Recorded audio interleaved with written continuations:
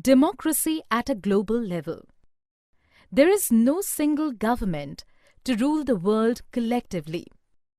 Yet, United Nations and some other organizations partially act like a world government.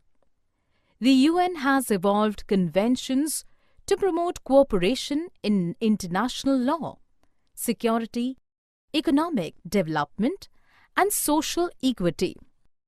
The UN Secretary-General is its chief administrative officer.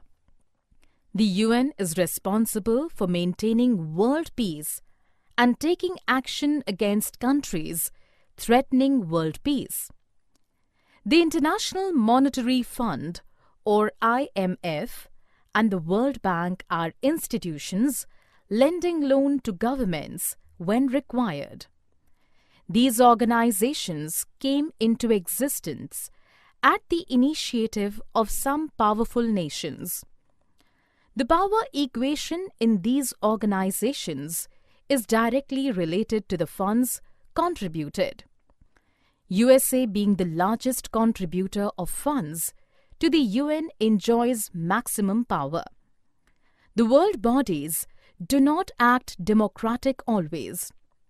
Even though the General Assembly meets annually and discusses various controversial issues, it cannot interfere in a conflict between two countries. Similarly, in the Security Council, the 5 permanent members have veto power.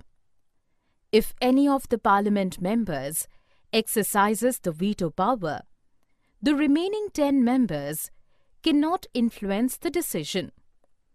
In the IMF, more than 52% voting power vests in 10 countries: US, Japan, Germany, France, UK, China, Italy, Saudi Arabia, Canada, and Russia. The highest contributors of money to the UN. As a practice, the president of World Bank has mostly been a US citizen. In the light of these observations, the World Organization is not absolutely democratic.